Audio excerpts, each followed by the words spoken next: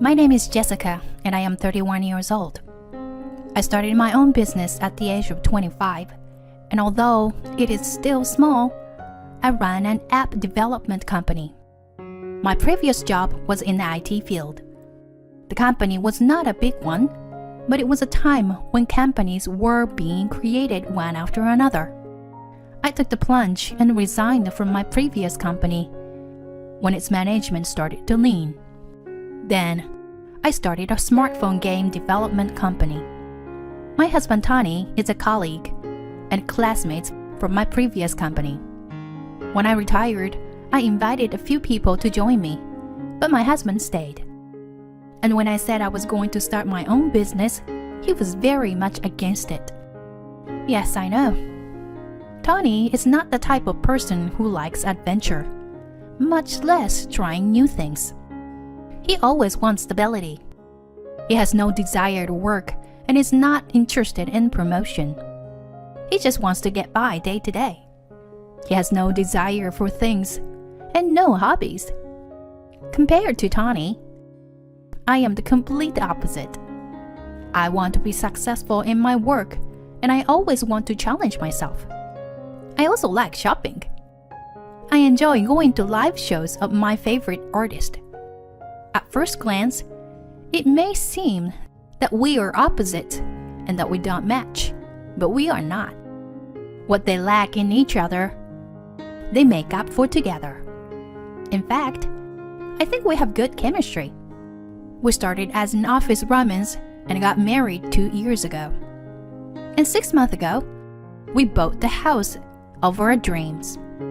We knew it would be a once-in-a-lifetime purchase, so we made no compromises at all. We were very particular about the color of the house, white being the base color. And since we both love children, we prepared a room for the child who would be born in the future.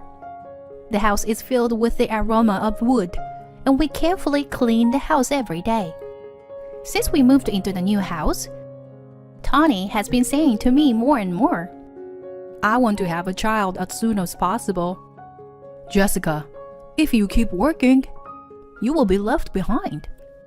You see on social networking sites that everyone has kids. You know that, don't you, Jessica?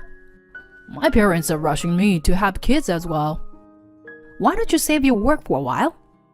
This was my biggest fear. Tony's income has decreased significantly. Many people left the company for that reason.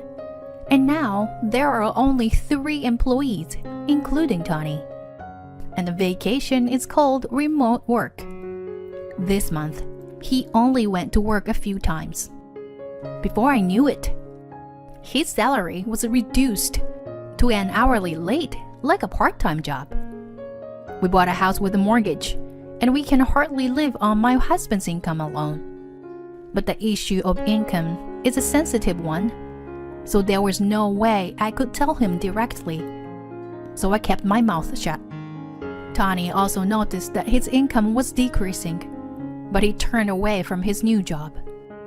I responded, choosing my words carefully. "I guess so, but I still want to focus on my work. I want to save more money. If I have a child, of course I want to think about the child first. I don't have anyone I can trust completely when I'm out of the office. So, I'm sorry. Please wait a little longer. I'll think about it." Tony looks unhappy. "You know, my mother is always asking to see her grandchildren.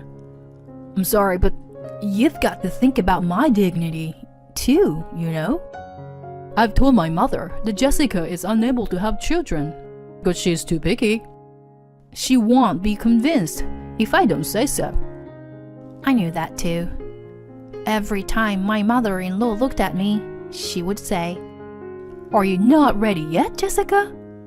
Work is good, but you have to have a child before you can be a full-fledged man, you know? No matter how good you are at your job, a woman who cannot produce offspring is half a man. Be a full-fledged woman soon." There is no way I can agree with such an opinion. But my mother-in-law is stubborn. and rigid woman. I could not expect Tony, who is a mother's son, to take my side, even if I gave him my opinion.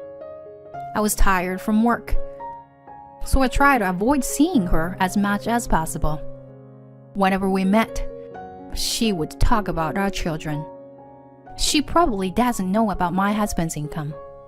I don't think she could ever think of having children if she saw our current financial situation.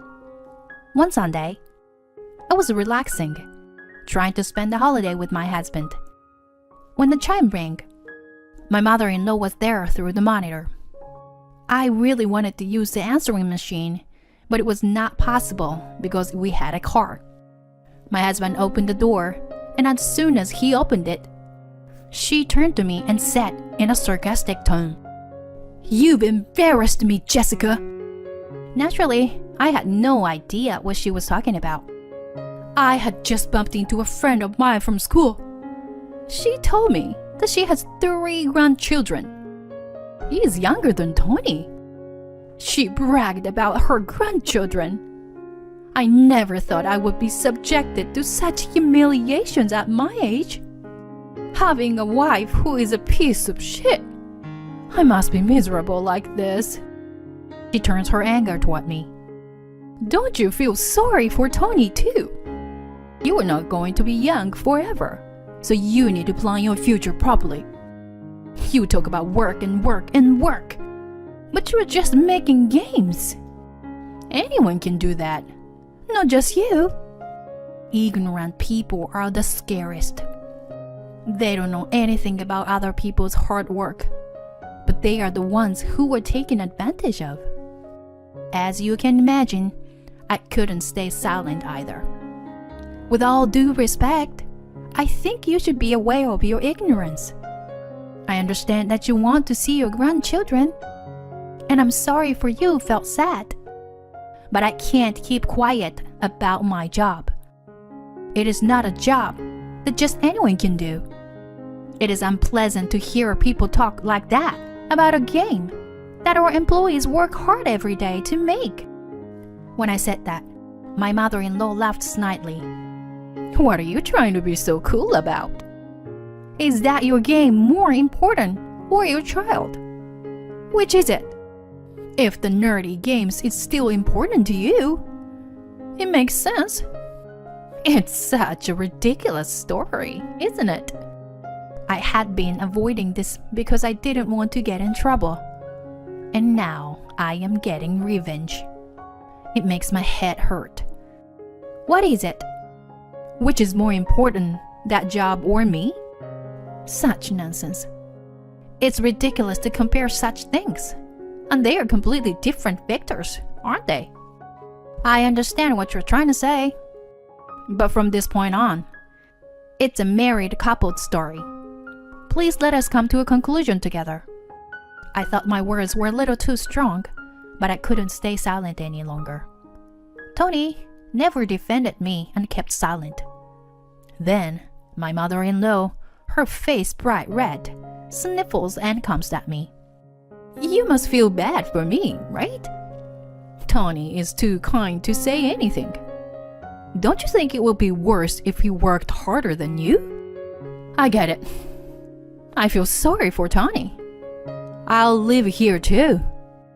You're building a nursery, even though you can't even have a child. If you don't want to have kids, don't you have that extra room? You are infertile, and we will have plenty of room in a 4-bedroom. I'll move in with you. I was gasping at what she was going to say this time, when Tony opened his mouth. It's true. There's plenty of room, isn't it? I don't want to have kids, so it will be more efficient for me to live with my mother. Jessica is careless. It's good to have someone at home for security. I agree. I was surprised by his statement. I know Tony is a mom's boy, but I didn't think he would go so far out of control without asking my opinion. I was angry too, so I sarcastically said to Tony, Tony, you are at home because of the remote work. I think the security is perfect. If I needed security, I would have hired a professional company to do it. I don't have anything expensive enough to need security. What kind of house are you talking about, Tony? He looked annoyed and turned on me. Can't you see? That kind of attitude discourages me. Jessica's success in becoming independent was just a fluke, wasn't it? Even if I had started my own business at that time, I would have been successful. I would have made a lot of money. The heat in my body quickly cooled down. To tell you the truth, Tony, you can't do it. You've had so many chances to give up on this company. You can't even make your own decisions. It's not that easy to run a company if you can't make a decision on your own. Employees won't follow a boss who doesn't do his job. Tony looks just like his mother-in-law and gets angry at me. You are really an arrogant and not very pretty woman. If she can't even have children, she's a failure as a person. Do you understand? Life has to be passed on to the next generation in a relay system. So if you can't have more than 2 children from me and Jessica, it will lead to a decrease in the population. My mom is right. If you can't listen to her, who is a senior in your life, then you're not worth talking to. You're polishing your arrogance too much. You should live with my mother and let her teach you about that. No one else is going to teach you anything. You need to have your morals drilled into you as a human being. He is saying this in a very righteous way. But I never said I didn't want children in the first place. I just didn't want to have children because there is no way I can live on Tony's earnings alone. In order to protect my mother-in-law's reputation, I've kept quiet about it. But I'm going to reveal it. Please, look at this. Can you say that my arrogance is the reason why we don't have children? With that, I produced a household account book, and my husband's, and my pay stubs. My mother-in-law stared at it with a mousy expression, and Tony looked impatient. I knew it would be tough for him to show this to her, because his salary is only as much as a student's part-time job. With this amount of money, he would have to pay the mortgage and be the mainstay of the family. It is impossible. I opened my mouth. As you can see, our family's financial situation is made up of 2 people working. I can't think about my children just yet because I don't want them to be miserable or poor. If I want to continue my marriage with Tony, I have to give up now. Then Tony says with an impatient look on his face, I didn't ask you to show Mom your paycheck. Do you really enjoy making me look bad? Then his mother said, A man's income is not everything, you know. Tony's mild-mannered personality makes him a good father. Why don't you be the mainstay of the family? I'm going to fall over. No. When he's at home, he only reads comic books and plays phone games. If Tony was a housemate, that would make sense. And you know, the women are the only ones who can have children, right? If I take a leave of absence for 6 months, this house will go bankrupt. They're speechless when I said that. My mother-in-law is puckering her mouth like a goldfish. I continue. I think it would be more fun to have kids, and I would grow up. But a man is only a man if he has the financial resources to support his family. I think that's a perfect score if we both earn good money. But I don't agree with your way of thinking. Tony was furious and starts yelling at me. Jessica's spirituality is ruining me. I have a boss all the way home. Get out of my house. I don't even want to see your face anymore. My mother-in-law is biting at me too. That's right. Who do you think you are to say what you want to say? Fine. I'm going to get the divorce papers. Donnie, Divorce this piece of shit wife of yours. With that, the two went to the city office together. Why I have to leave is a mystery. But I don't want to be with Tony anymore. I don't even want to see his face. That's my line. I'm running out of patience too. I'm finally ready to leave home. I'm going to take this opportunity to pack my things. I don't like to have a lot of stuff to begin with. Basically, I don't want to have anything in my room. I am what is commonly known as minimalist. Packing was over in no time. My mother-in-law and Tony are in an angry mood and are filling out the divorce papers as soon as they came home. Tony slapped me with it. I've already filled it out. It's now or never if you want to hold me back. No matter how much you apologize, if you file for divorce, you'll never get it back. I am not going to be able to go to work tomorrow because of the mental anguish you've caused me. So, give me this house instead of alimony. You make a lot of money, so I'm sure you can afford it. Well, if you apologize, I'll forgive you. He wants me to hold off. I have never met such a small man. He is number one in my generation. I will fill out the divorce papers without hesitation. After a while, the divorce was successfully finalized. I often hear that divorce is more difficult than marriage, but it was easier than I had expected. And it was refreshing. I would like to praise myself for living in such a miserable way. For the time being, I decided to stay at the office.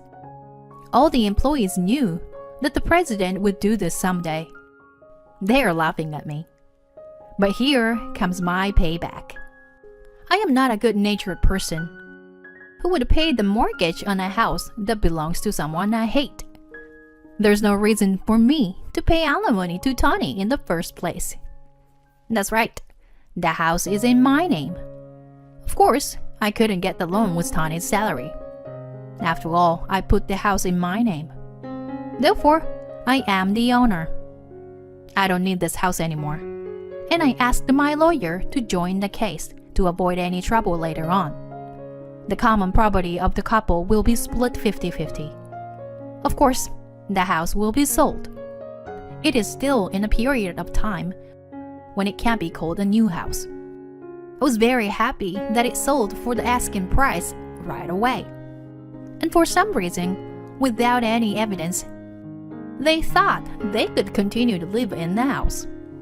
My mother-in-law seems to have learned here the fact that the house is in my name only after the divorce. Tony had lied about the amount of his income, so it is not surprising that my mother-in-law thought so. When they found out that the house was sold, they turned pale. Then, my mother-in-law called me. Do you really enjoy causing us so much trouble? Tony is going to get back together with you, so you have to withdraw the sales right now. My mother-in-law is yelling at me. Huh? Get him back? I'm sorry, but no matter how much you pile on, I refuse. I am already a stranger. Then I'll come to your office right now and spread the word about the fact that you are a bad person. Please do, as you please. I'm busy, so please, excuse me. I hung up the phone and immediately reported the matter to the company's exclusive lawyer. The lawyer came, but even though I waited at the company, she never came.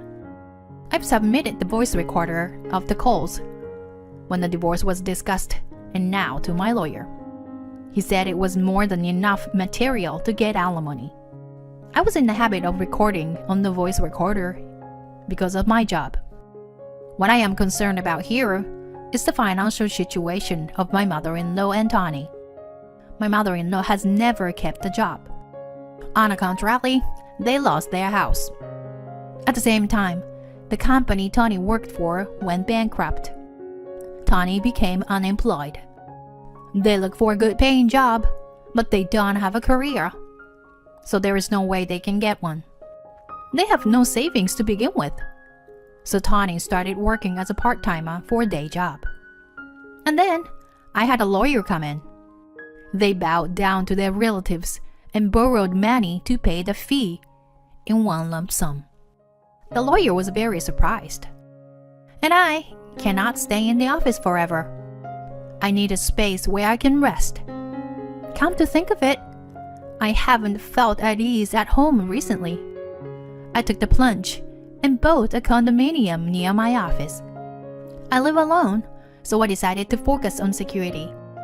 My experience with the divorce led me to develop a love simulation game for adults. It was a bigger hit than I had expected. It became the company's signature game, and I still love my job.